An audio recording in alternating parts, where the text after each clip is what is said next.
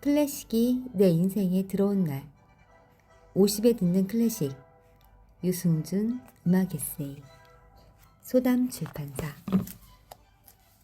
돌아가고 싶어도 다시는 돌아갈 수 없는 시절. 예전에는 서울 사는 아이들에게 한강만한 놀이터도 드물었습니다. 강추위가 몰아닥치면 한강은 매번 꽁꽁 얼어붙었습니다. 공해가 없어서 그랬는지 한겨울 추위는 정말 매서웠죠. 한강이 얼었다는 소식이 들리면 아이들은 썰매를 가지고 강으로 모여들었습니다. 강북에서 강남까지 한강을 가로지르며 썰매를 탔습니다. 뚝섬에 살던 나는 뚝섬 유원지 인근 강길 슬개에서 썰매를 타며 놀았습니다. 옷이나 양말, 운동화 등이 요즘처럼 품질이 좋지 못해 아무리 껴입어도 추위를 이길 수 없었죠. 그런데도 우리는 아랑곳 없이 썰매놀이를 즐겼습니다. 썰매는 어디서 파는 게 아니었습니다. 어른이나 형들이 주었습니다. 여기저기 돌아다니며 널빤 지붕을 주워 모아 책상 다리하고 앉아있을 만한 네모난 공간을 만든 다음 밑에 가로로 기둥 2개를 나란히 박고 철사를 휘어붙여 날을 만들었습니다. 짤짤한 막대기 끝에 대못을 거꾸로 박아 지팡이 2개를 마련하면 그해 겨울 내에 썰매 탈 준비가 끝난 셈이었습니다. 덩치 큰 형들은 썰매 밑에 날이 달린 기둥을 1개만 만들어 와서 외날 썰매를 탔습니다. 썰매 위에 앉아 지팡이 끝으로 얼음을 찍어 속도를 내면 썰매는 싱싱 잘도 달렸습니다. 어린아이들은 한쪽 기슭에서 안전하게 쌍날 썰매를 탔지만 나이 먹은 형들은 위태로워 보이는 외날 썰매를 타고 자유자재로 강북과 강남을 오갔습니다. 영동대교 밑으로 얼음을 지치면 지금의 청담동이나 압구정동까지도 갈 수 있었습니다. 다시 강남 일대는 아파트 건설이 한창이었으나 대부분은 농가 밭이었습니다. 1973년 영동대교가 완공되기 전에는 청담 나루터에서 뚝섬 나루터까지 그리고 압구정 나루터에서 금호동 나루터까지 나룻배가 왕래했습니다. 강남이 현재의 모습처럼 발전하리라고는 상상조차 할 수 없던 시절이었습니다. 겨울만 되면 특히 오랜만에 한강이 얼어붙었다는 뉴스를 접하면 그때 생각이 나곤 합니다. 전철을 타고 한강을 건너다 문득 창밖을 내다보면 얼음 위로 이를 악문 채 썰매를 지치느라 여념이 없는 볼빨간 소년의 모습이 떠오르기도 하고요. 다시는 돌아갈 수 없는 시절이죠. 춥고 배고프고 모든 게 부족했지만 겨울이 오면 동심은 두근거렸습니다. 흰 눈이 있고 크리스마스가 있고 한강에서 썰매를 탈 수 있었기 때문입니다.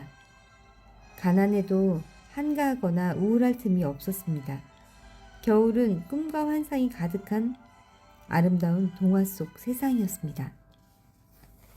얼마 전 우리나라의 우울증 환자가 100만 명을 넘었다는 뉴스를 접했습니다.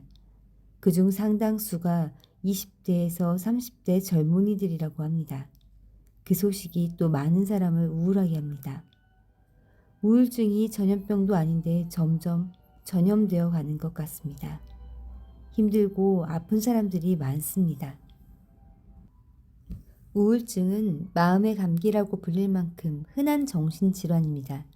하지만 일상생활과 대인관계에 심각한 문제를 일으킬 수 있는 병으로 심할 경우 자살이라는 돌이킬 수 없는 결과를 초래할 수도 있습니다. 한 개인의 삶 전반에 영향을 끼치는 우울증은 자신의 의지만으로 극복할 수 있는 병이 아닙니다. 기분이 약간 안 좋은가 보다. 너무 힘들어서 마음이 좀 울적해진 거겠지 하고 가볍게 여기면 큰 오산입니다. 반드시 전문의 진료를 거쳐 치료해야 할 뇌질환입니다. 다행히 우울증은 효과적인 치료가 가능합니다. 최근 개발된 항우울제는 뇌에 저하된 세로토닌을 증가시켜 증상을 호전시키며 부작용도 거의 없어 안전하게 치료할 수 있죠. 주변에 우울증으로 힘들어하는 사람이 있으면 무심히 대하거나 다그치지 말고 관심과 배려와 지지를 보내줘야 합니다. 그리고 당사자는 희망을 품고 생활 습관을 개선해야 합니다. 약물과 함께 생활 습관을 점검하고 관리하는 게 필수입니다. 음악가 중에는 정신쇠약을 앓았던 사람이 많습니다. 신경쇠약은 신경에 문제가 생겨 발생하는 심리적 상태를 총칭하는 용어입니다. 신체적, 정신적으로 허약해지고 만성 피로와 신체 여러 부위에 통통을 호소하는 증상이죠. 영어의 네이버스 브레이크다운을 일본에서 번역한 용어인데 정신질환에 관한 연구가 충분히 진행되지 않았던 현대 초기까지 쓰였던 표현으로 요즘은 신경증으로 통칭하고 있습니다. 정신분석에서는 도덕적 불안을 과하게 느낄 때 나타난다고 파악하고 있죠. 오스트리아의 정신분석학자인 트로이드는 신경증적 장애가 성생활의 장애 혹은 성적인 생각이나 기억에 대한 갈등과 불안 때문에 유발된다고 믿었다고 합니다. 우울증을 앓으며 신경쇠약에 시달린다면 얼마나 힘들까요? 그런 사람이 불후의 명곡을 작곡할 수 있을까요? 물론 있습니다. 쉽지는 않겠지만 말입니다. 바로 차이콥스키입니다. 그는 우울증을 달고 살았습니다. 수차례에 걸쳐 자살을 시도하기도 했죠. 그가 평생 신경증에서 벗어나지 못한 것은 동성애와 밀접하게 연관이 있다고 보는 사람들이 많습니다. 그는 사는 동안 대인공포증, 피해망상증, 우울증에 시달렸습니다. 그의 생활 태도는 검소 또는 절제와는 거리가 멀었죠. 교향곡, 피아노곡, 실내악, 협주곡 등 클래식 음악의 전 장르를 아우르며 낭만적이고 아름다운 곡들을 끊임없이 만들어냈지만 정작 자신은 고독과 외로움에 신음했던 겁니다. 차이콥스키의 음악이 한국인들에게 유독 사랑을 많이 받는 것은 그의 음악에 스며들어 있는 이런 한 같은 정서가 은연중에 통했기 때문이 아닐까 생각합니다. 러시아는 발레의 나라입니다. 발레는 이탈리아와 프랑스에서 시작되었지만 러시아에서 만개했죠. 황실에서 무용학교를 세우는 등 앞장서서 발레를 지원함으로써 발레의 대중화를 선도한 영향이 큽니다. 200년 역사가 훌쩍 넘는 키로프 마린스키 발레단이나 볼쇼이 발레단은 이름만으로도 관객을 설레게 하는 명품입니다. 내한 공연도 여러 번 가졌습니다. 러시아를 발레의 나라로 만든 1등 공신은 누가 뭐래도 차이콥스키입니다. 그가 작곡한 백조의 호수, 잠자는 숲속의 미녀, 호두까기 인형은 러시아 발레의 백미입니다.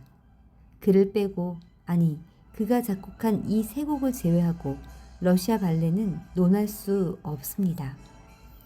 지금도 전 세계에 걸쳐 이 곡들이 수없이 연주되고 많은 사랑을 받고 있죠. 차이콥스키 이전의 발레곡이 단순히 춤을 추며 배경음악에 지나지 않았다면 차이콥스키에 이르러 발레곡은 비로소 완성된 장르가 되었습니다. 차이콥스키 발레곡 중 특히 겨울, 특히 크리스마스를 앞두고 많이 연주되는 곡은 호두까기 인형입니다. 호두는 딱딱한 껍질에 둘러싸인 견과류죠. 까먹기 어렵습니다. 그래서 호두를 쉽게 깔 수 있는 도구가 발달했어요. 중부 유럽에서는 15세기 무렵부터 호두를 까는 도구를 겸한 장신용 목각 인형이 만들어지기 시작했습니다. 그게 호두까기 인형이죠. 이후 호두까기 인형은 기독교 문화권에서 크리스마스와 연결되어 선물용으로 많이 제작되었습니다. 호두까기 인형의 전통적인 형태는 카이저 수염을 기른 정복 차림의 군인 모습입니다. 등에 있는 레버를 올리면 입이 열리는데 그 안에 호두를 넣고 레버를 돌리면 호두가 깨지는 구조죠. 차이콥스키는 1890년 마린스키 극장 감독관으로부터 발레곡 작곡 의뢰를 받았습니다. 원작은 1816년 독일 작가 에른스트 호프만이 쓴 동화 호두까기 인형과 생쥐 대왕이었습니다. 이 작품을 발레에 맞게 프랑스 작가 듀마피스가 수정한 것을 다시 마린스키 극장 수석 안무사인 푸티파가 2막 3장의 발레로 구성했죠. 그가 병으로 일을 끝내지 못하자 이마노프가 수정을 가했습니다. 복잡하게 완성된 대본을 바탕으로 1891년 1월부터 곡을 만들기 시작한 차이콥스키는 1892년 4월 18일 작업을 마무리했습니다. 그해 12월 18일 마린스키 극장에서는 이 곡을 위대한 발레곡이 사상 처음으로 연주되며 발레 음악의 역사가 새로 쓰이게 되었죠. 1막의 배경은 어느 독일의 화이트 크리스마스 이브입니다. 실버하우스 시댁 저택에서 열리는 크리스마스 파티에서 클라라와 프리츠 남매는 마술사인 드로셀 마이어 아저씨에게 선물을 받습니다. 못생긴 호두까기 인형이었죠. 자정이 되자 사람들은 자기 집으로 돌아갑니다. 호두까기 인형을 안고 잠든 클라라는 꿈을 꾸죠. 크리스마스 트리가 거실을 채울 만큼 커지자 쥐떼의 습격이 시작됩니다. 이때 호두까기 인형을 대장으로 한 병정들이 등장해 쥐떼와 격전을 벌입니다. 용감한 클라라는 생쥐 대왕을 빗자루로 제압하죠. 덕분에 마법이 풀리면서 호두까기 인형은 멋진 왕자로 변하고 클라라는 아름다운 숙녀로 변신합니다. 왕자는 자신의 왕국으로 클라라를 초대하고 두 사람은 겨울 솔밭을 지나서 겨울 왕국까지 이릅니다. 이막에서 돌아온 생쥐대왕이 이들을 공격하지만 쉽게 물리친 후 나비와 함께 여행을 계속합니다. 마침내 왕자가 살고 있던 마법의 성에 도착하죠. 왕자는 여왕에게 클라라를 자기 생명의 은인으로 소개합니다. 이윽고 클라라를 환영하는 축제가 시작됩니다. 요정들이 추는 스페인 춤, 아라비아 춤, 중국 춤, 러시아 춤, 갈리피리의 춤 등이 현란하게 이어집니다. 사탕 요정의 시녀들이 꽃에 왈츠를 추면서 환상적인 분위기는 더욱 고조되죠. 왕자와 클라라가 춤을 추고 이어서 왕자와 여왕이 춤을 추며 마지막으로 모두가 함께 춤을 추면서 발레는 끝이 납니다.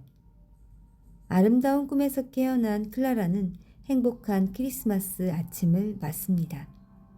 발레는 들리지 않는 선율입니다. 섬세하고 부드러운 손짓과 발짓, 표정과 몸짓이 엮어내는 바디랭귀지는 신비로 가득 찬 무음의 음악이죠. 음악은 귀로 들어야 하지만 발레는 눈으로 들어야 합니다. 오감이 모두 동원되어야만 제대로 감상할 수 있는 게 발레라는 예술입니다. 발레는 꿈과 환상이라는 양쪽 날개로 관객들을 품고 미지의 세계로 날아오릅니다. 하지만 발레를 감상할 수 없을 때 음악만 들어도 좋습니다. 차이콥스키의 호두까기 인형이 바로 그런 곡이죠. 그래서 작은 무대에서도 얼마든지 이 작품을 연주할 수 있습니다. 전곡을 들어도 좋지만 모음곡으로 들어도 좋아요. 모음곡을 들으면 누구보다 뛰어난 차이콥스키만의 낭만적인 멜로디에 흠뻑 빠져들 수 있습니다. 모음곡은 8곡이죠. 제1곡 작은 소곡은 현악기와 목관악기만으로 한껏 들떠있는 어린아이들의 마음을 표현합니다. 제2곡 행진곡은 크리스마스 파티를 즐기는 천진난만한 아이들의 즐겁고 흥겨운 모습을 그립니다. 제3곡 사탕 요정의 춤은 첼레스타가 동원되면서 신비로운 분위기를 연출하죠. 제4곡 러시아의 춤 트레파크는 러시아의 민속 춤곡인 삼박자의 트레파크가 강렬하게 반복됩니다. 제5곡 아라비아의 춤은 춤에서 나직한 아라비아풍의 선율 속에 은은한 커피향이 풍기는 분위기가 이어지죠. 아라비아는 유럽에 커피를 전파한 원산지입니다. 제6곡 중국의 춤은 왕자가 클라라에게 권하는 중국의 차를 묘사합니다. 러시아는 당시 중국에서 차를 수입하고 있었죠. 실제 뜨거운 차를 따르는 것처럼 실감나는 장면입니다. 제7곡 갈리피리의 춤은 여자 목동이 장난감 피리를 불면서 춤을 추는 밝고 경쾌한 모습입니다. 플루트 3중주가 인상적이죠. 제8곡 꽃의 왈츠는 발레에서도 전원이 등장하는 마침곡으로 사탕 요정들이 시녀들이 우아한 왈츠 선율에 맞춰 춤추는 모습이 펼쳐집니다. 가장 유명한 곡으로 웅장하면서도